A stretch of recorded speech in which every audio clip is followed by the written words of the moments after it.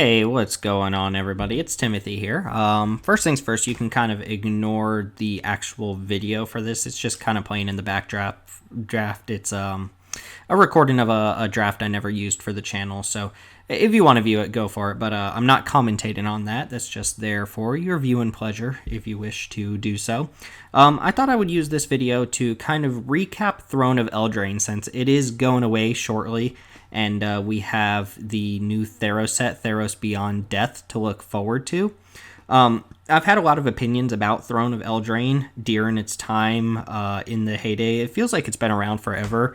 I think it came out back in September. Might have been really late September. I don't exactly remember. But it feels like after getting a flurry of sets like War of the Spark, Modern Horizons, core set all back to back to back within, months of each other, Throne of Eldraine came out and it's just kind of been around forever. So you haven't seen a lot of content on the channel lately because honestly, I'm just kind of sick of Throne of Eldraine.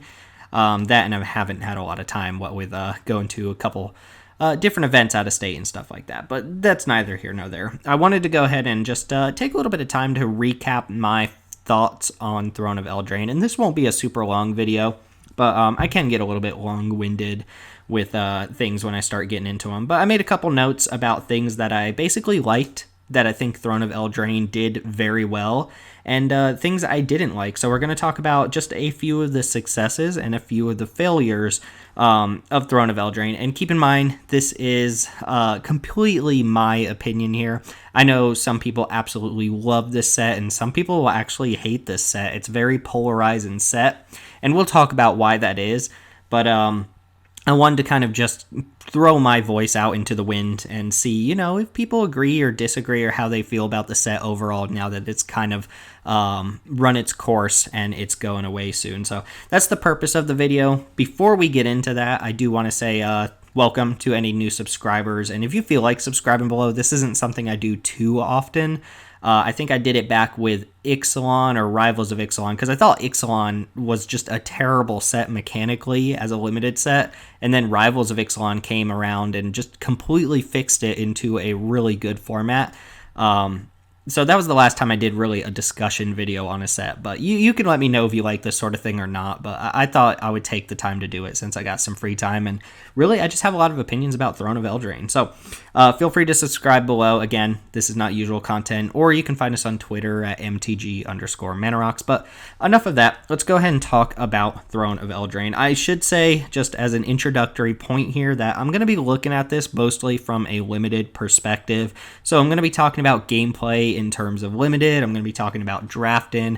I'm going to be talking about, certain commons and uncommons that just don't really matter for constructed. So if you came here hoping that this was a rant about Oko and, cards like Once Upon a Time and Quest and Beast, I'm sorry, they might get mentioned, but I'm not here to talk about how the negative impact of Throne of Eldraine was on other formats and stuff like that. I'm mostly talking about limited. So the first thing I want to get into here is what I consider the overarching major success of the set, and I think this is the one thing that's going to pop into everybody's mind when you ask what did Throne of Eldraine do correctly, and that is the flavor of the set is fantastic, right? I'm looking at my screen right now and I'm seeing cards like Frogify and some Scarecrows and some Knights and stuff like that. I guess this particular screen is not a very fairy tale driven set of cards, but you get the point, right? They took this fairy tale flavor of, the kind of Brothers Grimm Disney-esque fairy tales that people are used to, and put kind of a magic spin on them. They leaned a little bit more towards the Disney side than they did the actual source material side, but that's not always true, right? You've got cards like Revenge of Ravens. You're not seeing people getting their eyes eaten out in a Disney film, so people who are complaining about that, get over it, is my opinion. I thought the flavor of this set was just awesome. Like, they took a top-down design. They took this idea of, people love fairy tales. They know these fairy tales. They know the story of Hansel and Gretel. They know the story of the gingerbread man. They know the story of, the three bears and Goldilocks. And they turned it into magic, and it works really well. And it reminds me of, a couple of people's favorite sets. And personally, my favorite set is Theros, so I'm excited we're going back to Theros. But Theros works in Magic so well because people relate to it, right? They see these mythological beasts, these beings, these gods, stuff like that, and they know the stories behind them. They know the source material, so when they see a Magic card that points towards that source material, it just stands out, right? And you can relate to it. You know what the card is trying to convey to you. Similar thing with Innistrad. That was also a top-down design where they took this kind of Gothic American approach to Magic, to, literature and stuff like that. They took these kind of, spooky elements that people are accustomed to. They took these tribes like zombies and vampires and werewolves, and they turned it into Magic, and it works, right? Top-down design tends to work pretty well in the context of Magic because, as I said, people just relate to it well. They already know what they're getting into when they jump into a set like Innistrad or Theros, or in this case, Throne of Eldraine, and they can kind of see the stories reflected in the cards, and it comes out in just a brilliant way, right? It's fantastic to just see a card like Ginger Brew and know exactly why all of the words that are on the card are there and what the designers were thinking when they made the card, right? And that's not to say that like bottom up design or working from scratch can't lead to good worlds, right? Think of things like Zendikar or, Tarkir. Those are worlds that were built from scratch. They didn't really have too much source material. They certainly borrowed from, certain cultures and certain, sources, but they were built from scratch for the most part, and those turned out great too. But my point here is that, they took this idea of, hey, let's do fairy tales and let's throw some high fantasy stuff in there. Let's get the knights in there, the Arthurian legends and stuff like that. And instead of making two separate sets, let's kind of combine those together and make it work. And I think it did work. I think the knight stuff is a little flat, right? There's not really, a ton of knight stuff going on. You can kind of maybe match the, uncommon knights to some Arthurian legends and stuff like that. But for me, the fairy tale stuff was the big stuff, and I think it really standed out. Just to kind of name a couple cards here to give you an idea of what I'm talking about. First off, I think every single human being in the world will agree that Ginger Brew is just like the cleanest, most fun design in the set. I don't think it's a good card. I'm not saying from a limited perspective that you should be playing Ginger Brutes, even though, there's some definitely contention behind that statement, but I think Ginger Brute sucks. I just think the card is really cool, right? That whole can't be blocked by haste thing, it just makes sense. If you're not fast enough to catch the gingerbread man, you're not going to be able to block him, right? You can't catch up to him. But if you have haste, well, maybe you're fast enough, right? It's just this kind of cute little nod towards the story that also doesn't impede the, function of the card in limited and leads to just a cool design. A couple others, Love Struck Beast really stands out to me. It has to have that one around in order to attack. It has to have that thing that it really loves around in order to be motivated. And I thought that was a super cool card. Once Upon a Time, again, we're not going to go ahead and get into constructed here, but Once Upon a Time, you can tell someone sat down and they were thinking, okay, what would a card do? What would the function of a card have to be in order for it to be the first thing that happens in a game, right? The first thing you want to do in a game, Once Upon a Time is the first thing you read when you read a fairy tale often. What would that do? And they kind of came up with an effect. And sure, it was a bit of a miss as far as power level goes, but the function of the card is really cool and really fun. And then, of course, Seven Dwarves. Like, what other set are you going to get a card like Seven Dwarves, right? Now, I think they could have been maybe just a little bit cooler with that. I think if the Seven Dwarves all had like different art or something, that'd be cool. But it works, right? In fact, I think it's the only card that overwrites the rules about how many copies you can have in a limited deck. Because normally you can have as many copies of a card as you want in a limited deck, but Seven Dwarves has rules text that straight up says you can't play more than 7 of this card. You cannot have 8 Seven Dwarves, but that's just, a couple cards. I can name tons of them off my head. On screen, there's Gingerbread Cabin, right? Where else are you getting a card named Gingerbread Cabin in Magic? Nowhere, right? It's just super cool. It works. It was awesome. And it was just a lot of fun to play with these cards and know what the designers were thinking when they designed the cards. At least from a flavor perspective, we can talk about Oko and nobody knows what the designers were thinking there.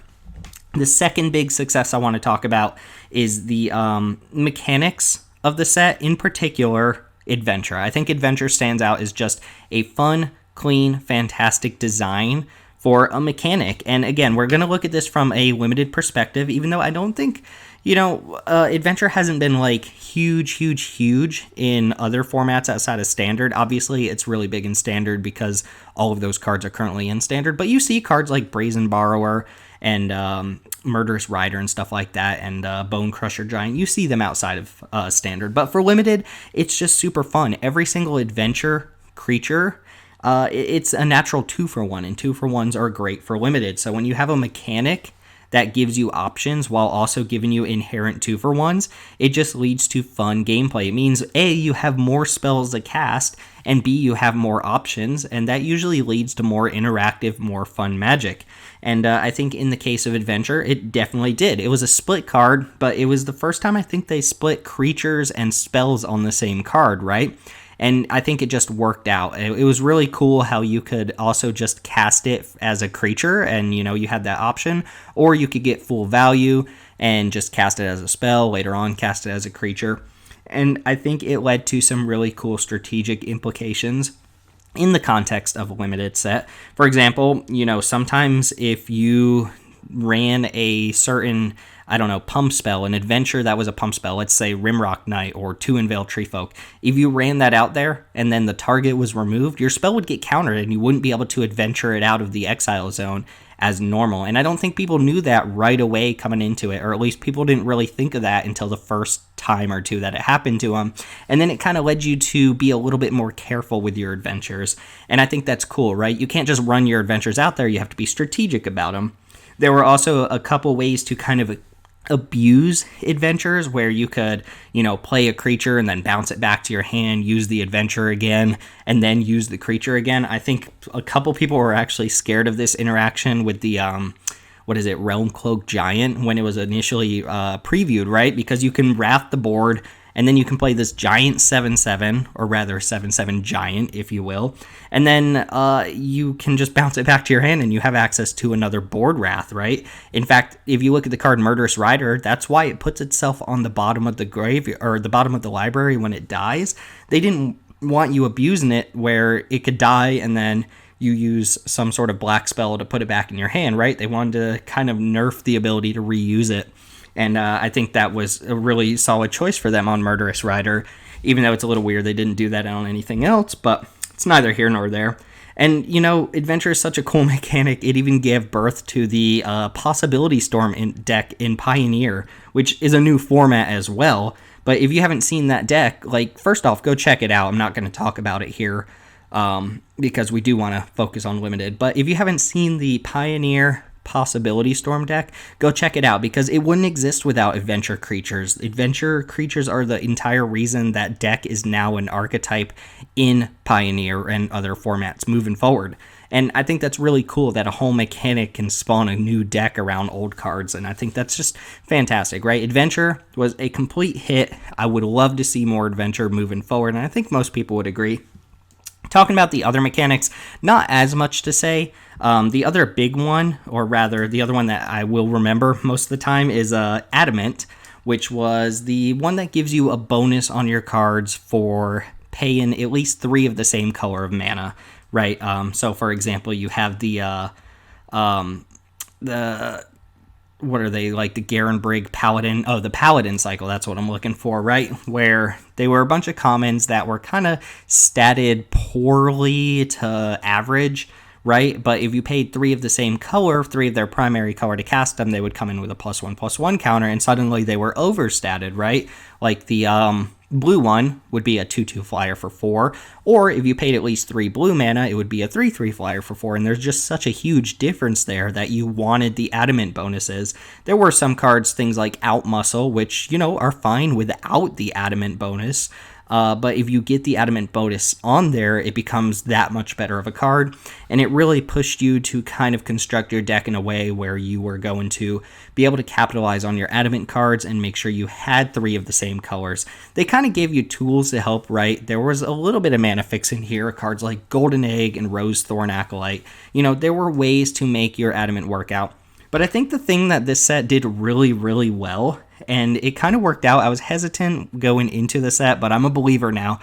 They made monocolor decks work in Limited while still kind of pushing the 2-color pairs, right? And I think this is awesome. Obviously, the hybrid cycle, the uncommons, the 4-mana hybrid cards, they really helped pave the way for monocolored decks here, because I think at this point, if you've drafted enough Eldraine, or if you've drafted even close to as much as I have, you've had a bunch of monocolored decks that just have a ton of those hybrid color cards in there, right? You might be playing mono white, but you have like a quadruple white / black hybrid card, and it's basically just a colorless card for your deck, but it's so powerful, and it was such a huge payoff for being monocolored that I think you were incentivized to try and stay monocolor as long as possible while drafting, and then hopefully just stay in a single color and pick up those hybrid cards as your big finishers or your big payoffs. And there were some artifacts to kind of pave the way as well. Things like, Hengewalker and Clockwork Servant. These are just good colorless cards that paid you off for being monocolored and kind of helped you smooth the deck out without having to go into a second color. And I think monocolored decks really worked, and they were pretty big deal, right? Adamant all in all was a huge reason to try and stay in a monocolored deck, and I think it worked out for the most part. The last one, and I think this is supposed to be like a big mechanic of the set, but I think it's a little dorky. That was food. Food, I think it's just kind of a little awkward, right? First off, when Oko was spoiled, I think Oko was the first card that was spoiled that mentioned food, and it just said like +1 create a food or something like that, and everyone's like, okay, this card's not real. But yeah, when you start reading fairy tales and you start looking at the source material, food does kind of show up in like every single fairy tale, so it kind of makes sense that they went with it, and they made it work, even though I think food is kind of lame and boring personally. It makes sense that it gains 3 life, but why is it an artifact? That's a little weird to me. I get it. Functionally, it has to be an artifact, but whatever, right? Anyway, I could see food being used into the future, right? A lot of the food payoffs we have are just going to be parasitic, right? Cards like Wicked Wolf, Feast and Troll King, those aren't going to work too well outside of the context of Throne of Eldraine, because there just aren't going to be a lot of food payoffs that are worth playing. You have cards like Gilded Goose and stuff like that, but in the context of Limited, food played nicely. It did mean aggro decks had a tougher time kind of getting in there, even though I think towards the end of the format here, people really geared towards playing more aggressive all-in decks, and I think it worked out. But I think food overall, not really a miss, but not a super exciting thing. It was just kind of this quirky little nod to the source material, and it didn't really do it for me, but it also wasn't like a miserable mechanic or anything. Maybe if you're playing the all-in aggro deck and you're against the food deck, that kind of sucked, but matchups like that are going to happen in every format. So those are the mechanics. I think Adventure was a huge success, and I would love to see that going forward. I wouldn't be surprised if we saw food kind of become a deciduous mechanic like treasure tokens are now, where certain cards where it thematically makes sense for there to be food, I wouldn't be surprised to see those in a couple sets moving forward. And Adamant is always a card or a mechanic that they now have in their toolbox that they can use moving forward, but it's not like a flavorful mechanic. It's just a good limited mechanic. So overall, thumbs up to the mechanics of this set, with Adventure being like a double thumbs up. Now, with all that being said, I have some issues with Throne of Eldraine, and if you are a listener to any of the videos or a watcher of any of the draft videos, you probably already know where I'm going with this. And I hate to gripe about something that I actually like this much, because I think Throne of Eldraine is cool, kind of spoiling my final opinion here. I think Throne of Eldraine is a good set, but the biggest thing is that Arena really tarred what I think is going to be the reputation of this set. And that's not really at fault of the set Throne of Eldraine itself. It's more of a knock against Arena, but it did kind of mar what I am going to remember about this set. And you know what I'm going to say here. It was the freaking mill deck, right? When Arena first came out, or rather not Arena, but when Throne of Eldraine first hit Arena, the big problem was the mill deck. And this lasted for like a month, maybe 2 full months, where the most powerful thing you could do in Throne of Eldraine was go all in on this mill deck, draft as many Merfolk Secret Keepers and Runaway Togethers and Didn't Say Please as you could, and you would win like 75% of your games against other non-mill decks. And then if you happen to play against another mill deck, it was just miserable. Players would just sit there and not do anything the entire time and just hold up counter magic until somebody finally caved and resolved something. And then you weren't really playing Magic. I posted screenshots where I would have 4 permanents on board against my opponent who would be on like turn 10 or 11 or 12. And I've just done nothing except counter spells and play like a Merfolk Secret Keeper. And I end up winning those games because my opponent just mills out and they can't get through an 0-4 and a bunch of counter magic. It was not fun. And you do run into these decks in paper. In fact, if you go to your local FNM and you draft Throne of Eldraine in an 8-man pod, you should expect to play against the mill deck at least once, right? Somebody at that table is going to have a good blue-black mill deck. But the problem with Arena is that everybody drafts individually, which means everybody can have their own version of the mill deck. And then when you actually play against people, you're playing against everybody who has their own mill deck, and you just run into it time after time after time after time again. And this is kind of just a function of Arena, right? This is going to be a problem moving forward. It's already been a problem in, previous sets. If you think back to Ravnica Allegiance, no, it was Guilds of Ravnica, where Dimir was just super powerful, and you could get these decks that had 2 or 3 disinformation campaigns, and you could just reliably wheel cards that, in real life, people would be first or second pick, and it was just ridiculous. And that's just how Arena is going to be moving forward until we get either human bots or better bots that are human bots. Until we get human drafting, like 8-man human drafting, or bots that kind of draft decks rather than draft just cards and colors and stuff like that. So that was my biggest gripe against Throne of Eldraine, is that when I look back at the set, I'm going to think, oh yeah, that was the mill set, right? Which is only a part of the set.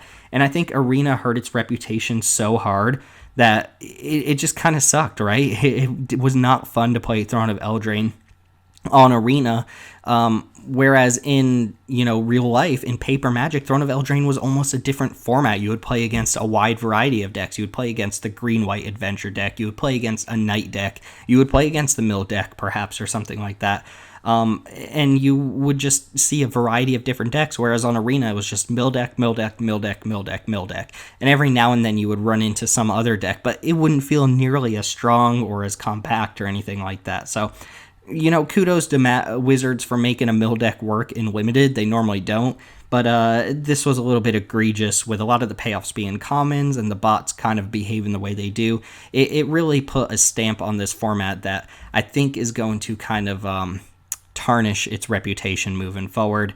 And that's just a me thing, because I do a lot of my drafting for the channel on Arena, but a lot of other people I know felt that way and didn't even touch Throne of Eldraine on Arena. People rave about how good Arena is and how fun it is, but people were actively paying money out of pocket to play on Magic Online, which is not something I do anymore because I just can't afford to play over and over again on Magic Online. But people would actively choose to do that instead of playing on Arena because it just wasn't a fun format on Arena. And they did kind of fix that moving forward. Like, if you play now, the bots have had enough of an update that it's not as prevalent to see the mill deck. In fact, you barely play against it at all because people are just playing these all-in aggressive decks. But that's kind of where it started, and it lasted for long enough. And I think they kind of took a little bit too long to fix the bots, and it really hurt the reputation of this set. So that's kind of my biggest gripe about Throne of Eldraine as a whole. And again, that's more of a gripe towards Arena itself than it is about the actual set, Throne of Eldraine. But it does kind of, bleed into the set itself. So enough about the mill deck. Let's go and move on to what I consider to be kind of the second biggest problem. And this isn't even, like, after that first little rant there, these other problems aren't really that big of a deal. But the other thing that really annoyed me, and it just came up in Limited, once every couple games or something like that, was the whole non-human matters theme of the set, where I think it was supposed to be centered in green-red, but there were a couple cards in other colors that cared about it. But you would have this text on cards like Grumgully and Bargain and stuff like that, where it said, do something, something, something, but not to your non-human creatures or not to your humans or something like that. And I kind of got it, right? There was this kind of element of the set that was supposed to be humans against fantasy creatures or something like that, and the humans were painted to be the bad guys. I didn't read the story. I don't really know anything about that, but when you play it in limited, it just kind of sucks, right? Look at a card like Misford River Turtle, which is the 1/5 when it attacks one of your non-human creatures can't be blocked that turn or something like that. Why can't the river turtle just put a human on its back and that thing can't be blocked? Like, it sucks. You would just have all these humans because there were so many freaking humans in this set that it just, a lot of your cards didn't function the way you wanted them to because the flavor of the set was that the humans were supposed to be the bad guys or something. And I think what this overall led to was the flavor of the set, or rather just this one archetype or these specific cards. It wasn't a prevalent thing in the set, but the flavor of these cards basically suppressed the gameplay, right? A card like Bargain, +2/+2 and trample to my team or something like that. That's what I want the card to do. Why do I care that they're humans or not? Especially being in red where half my creatures are actually humans. It didn't lead to a lot of deck making decisions, right? Look at a card like Rose Thorn Halberd. You play the equipment and it auto attaches to a non-human creature. Why can't my human pick up the freaking halberd? They don't have gloves? Why can the elf do it? They don't get pricked by thorns or something?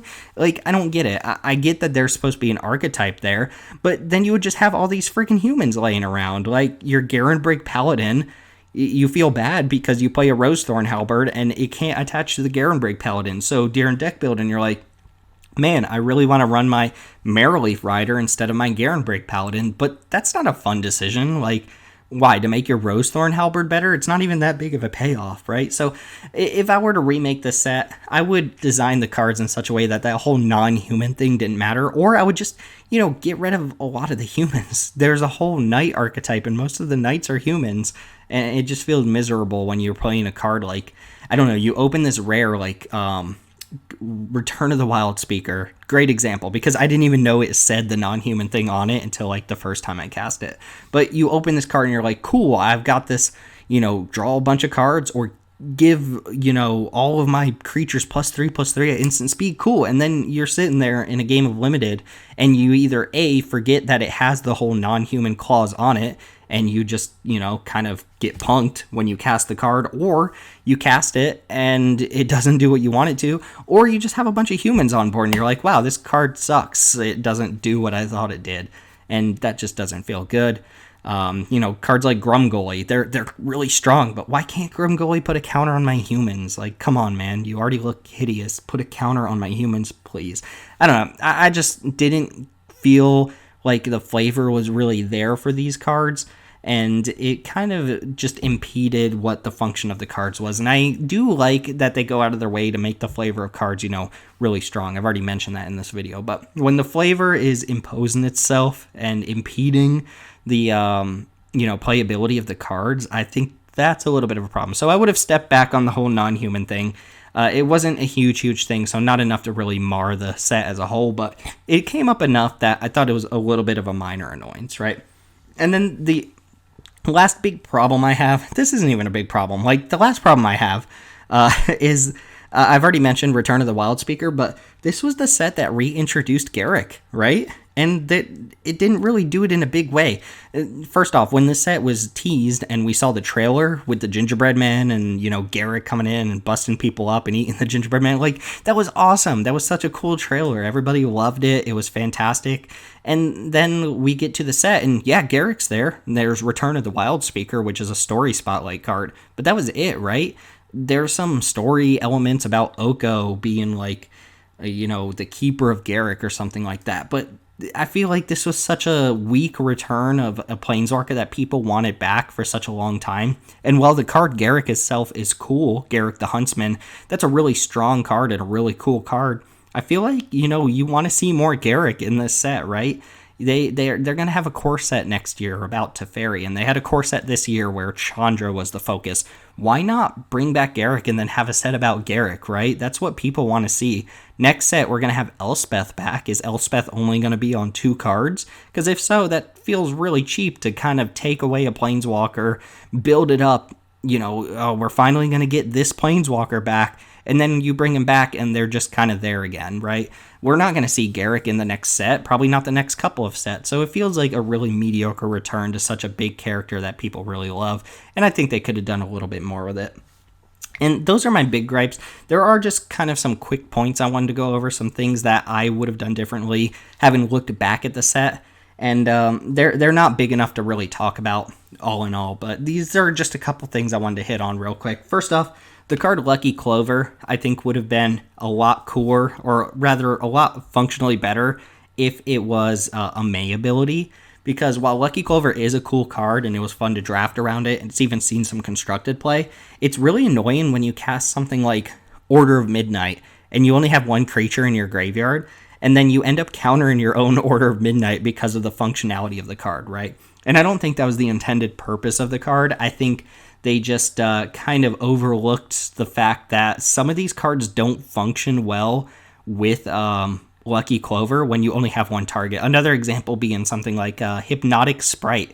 If you have a Lucky Clover on board and you cast a Hypnotic Sprite, you end up countering the original Hypnotic Sprite, which kind of sucks, right? If you don't know what I'm talking about, look up the interaction between Lucky Clover and some of these single target spells, because if you don't have an additional target, you end up using the copy to do what you intended with the card, and then the original copy, the actual card that you want to put into exile because you adventured it, that ends up getting countered because there's no more target, and it kind of sucks. So that could have been easily fixed by turning Lucky Clover into a May ability, and would have been just as fun of a card. The second thing, the castles weren't legendary, and I feel like that kind of took away from them. The castles are cool, right? I don't think there's anything wrong with them, and none of them are super splashy or super strong or anything like that. I think Castle Locthwain and Vantress might be seeing the most play currently, and they were all kind of whatever and limited. You know, playable, but not something you would take very highly, but they're not legendary. It reminds me of the Zendikar lands, like Valakut and Emeria, which are clearly legendary lands, but they're not legendary on the card, and it just seemed kind of weird that the castles weren't legendary. Third point, the card Archon of Absolution. This was they had this whole cycle where the card would be better against somebody who is playing the same color. So you have something like Red Cap Melee, which you can use against any deck. You just have to sack a land to kill a creature. But if you used it against a red deck, which was its own color, you don't have the downside, right? Or Spectre Shriek, which could exile a card out of your opponent's hand at the cost of, exiling another card out of your hand. But if you took a black card with your black card, then you didn't have to pay the penalty. But freaking Archon of Absolution, why? They hosed the entire color with this card, right? Red Cap Melee deals with one red card. Spectre Shriek deals with one black card. Mystical Dispute deals with one blue card. What was the green one?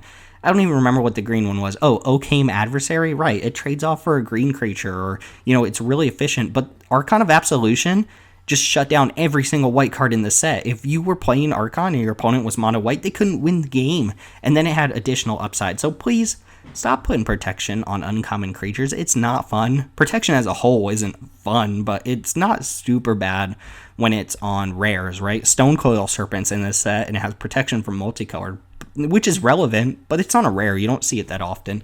Archon of Absolution is just miserable, and I really just don't want to see protection on low rarity cards anymore. Queen of Ice, really cool card, but I feel like the name Queen of Ice was wasted on a common. Like, I feel like that should be a legendary name. Just a small gripe, right? Queen of Ice, save that name for a legendary creature. Revenge of Ravens, not a lot to say here. I just think Revenge of Ravens ended up being a miserable card in the set. Mostly because one of the big themes of the set was the blue-red draw 2 deck, and what that really did was try to capitalize on cards like Mad Ratter and Improbable Alliance, and turn those into an army of 1/1s to kill the opponent, and then your opponent would play Revenge of Ravens and they can't win. Or you would be playing an aggro deck, and you're just trying to bash with as many creatures as possible, and your opponent plays Revenge of Ravens, and it's like impossible to ever kill them, so the game just stalls out forever, and you end up decking yourself. I think Revenge of Ravens needed more answers than just like True Love's Kiss or a bounce spell or something like that. Maybe if a card like Frogify or something could turn an enchantment into a creature, that'd be really cool, but I feel like Revenge of Ravens, while not like an egregious card or anything, definitely needed a little bit of work or a little bit of tweaking or just a few more answers to be a more fair card in certain matchups. And this really only matters that much in best of one. Because in best of three, like, it's not that big of a deal, right? You can just board in answers to Revenge of Ravens or switch up your game plan or something like that. But in best of one, sometimes you were just cold to the card and it did not feel fun. And the last one, this is just a minor gripe again, the Pinocchio card, the Inquisitive Puppet. That card was so stupid. Why was it an uncommon? That's what I wanted to know. Why was the card an uncommon? It feels like a common, and it feels like a bad common, even if it were a common, but it's an exceptionally bad uncommon, and I don't understand why the card was designed the way it was. It just sucks, right? You would basically never play the card because it exiles itself. I think it could have been fixed by either A, being a common, and not taking up one of your, strong uncommon spots, or perhaps make it so that it sacrifices itself to make the 1/1 human, not exile itself. That way it at least works with cards like Emery and Dance of the Manse or something like that. But the fact that the artifact exiles itself just kind of sucks, right? The card was not fun. It almost told the story of Pinocchio, right? You get rid of the puppet and then there's a human, right? But I think it was a wasted uncommon in the set. And that's going to go ahead and bring to a close. Those were just some quick things I wanted to go over. If you happen to be watching this video, I'm getting destroyed by 7 dwarves right now, which is fantastic. But that's going to go ahead and bring me to a close here. My overall point of making this video is I did kind of want to touch on that whole thing about Arena and how it affects sets and how we've got to kind of look at limited through the lens of Arena as a different thing as limited from limited in paper, right? Throne of Eldraine, excellent set in paper, very fun. Throne of Eldraine in paper, or rather on Arena, was a whole different experience and, almost killed the set for me. If they didn't change the bots towards the end, I probably wouldn't play this set at all. Or if the paper limited experience was kind of the same as the Arena limited experience was, this would not be a fun set. But thankfully it is a fun set. It was just kind of marred a little bit by Arena, and we're not going to get back into that or anything, but that's kind of my closing point here. Is I really enjoyed the set. Things I would like to see moving forward, I would like to see, of course, the bots kind of change on Arena to not have such a repetitive experience from a set early on. More dynamic bots early on would be nice, but as far as the set itself goes, I would love to see Adventure used more often. I wouldn't be surprised to see Food show up again in various sets, but I would like to see more Adventure because it is such a cool mechanic. And, if Adamant shows up, cool, whatever. But overall, if we ever come back to Eldraine, I think the flavor is there, and I think people will really love to see more of this world. But for now, I think I'm going to go ahead and close on that. Again, you can kind of dispute anything I'm saying here. If you're still listening at this point, you can feel free to comment below or contact me on Twitter or whatever. And I would love to talk about the set. That's the whole point of making this video, is kind of throw my opinions out there and see if people have similar or different opinions. But overall, I enjoyed Throne of Eldraine. I'm looking forward to Theros, and we will be talking about that when it comes up. I'm probably going to switch up what I normally do. I'm not going to do full set reviews of the entire set because honestly people just don't watch those videos and it takes a lot of time. So I might do archetype breakdowns and just kind of pinpoint certain archetypes within the format. But that's going to go ahead and do it for this video. I do thank you all for watching. If you're still here, appreciate you kind of just letting me vent and talk about things I like and don't like about this set and about this Magic world. And thanks for hanging out. So with that being said, thanks for watching. My name is Timothy with Mana Rocks, and I will see you all next time.